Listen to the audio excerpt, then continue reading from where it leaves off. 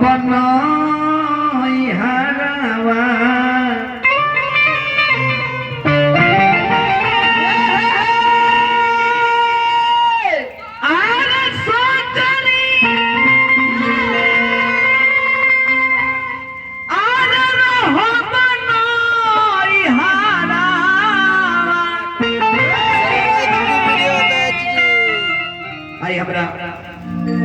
दस साल भैया का तो बड़ी रुपए का पुरस्कार बा इस संधा के जो जयकार बा भैया के पैसा इना है आशीर्वाद हो वो के देख ना जबरदस्ती वाली लेनी को काहे लेनी है ये कारण बा कि सोचनी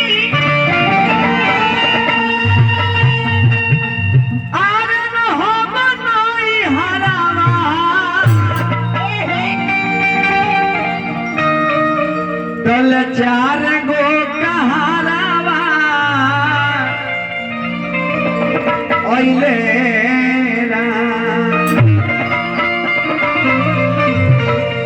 पियावा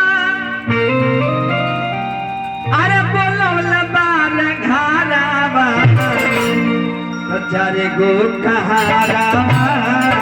ओइले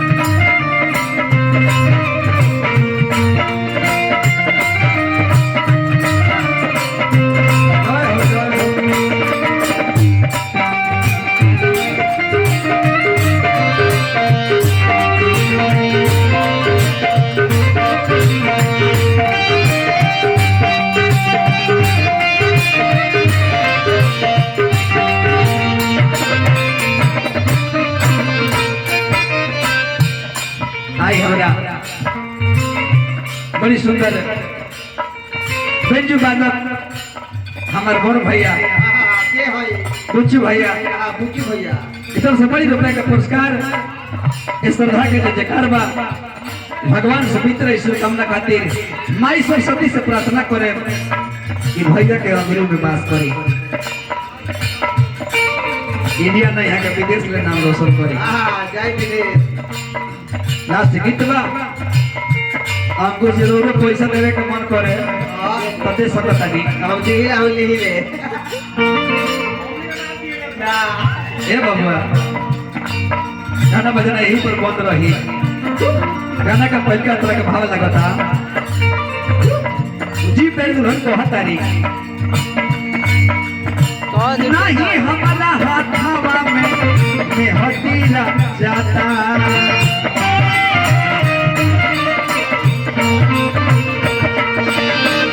ए बबुआ बड़ी ही सुंदर लयदार हमारे रामदेव भैया की तरफ से 5 रुपए का पुरस्कार अभिजय भैया की तरफ से रुपये का पुरस्कार बा इस तरह के जय जयकार बा बहुत तारीफ नहीं हमारा हाथावा में हसीला जाता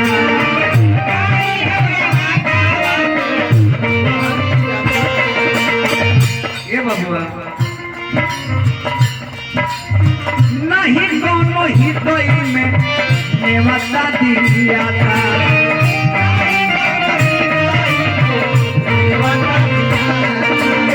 नहीं ही दोई में नेवता दिया था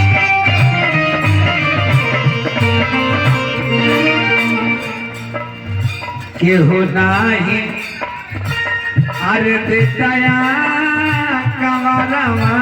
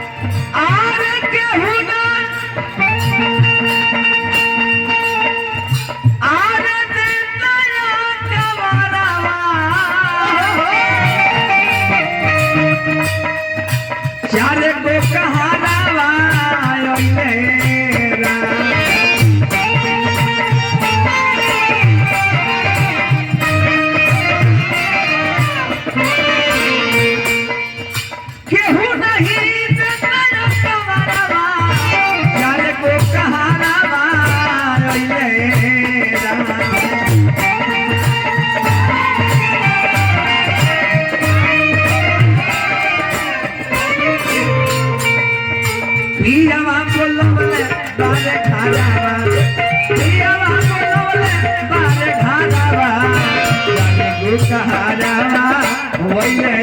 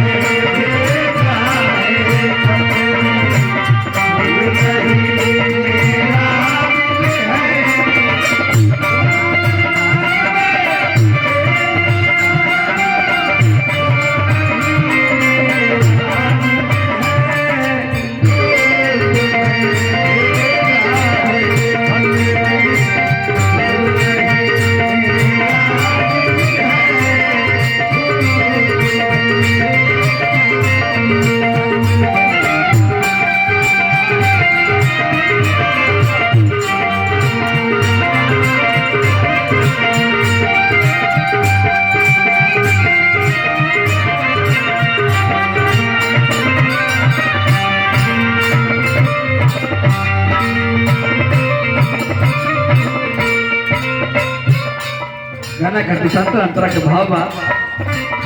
जीव प्यार दुल्हन को हर के प्रभु नहीं दोनों ही कोई में नेवता दिया था नहीं दोनों ही कोई में नेवता दिया था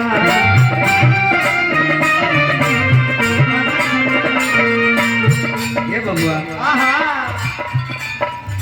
नहीं गया काटावा में मारो छावाता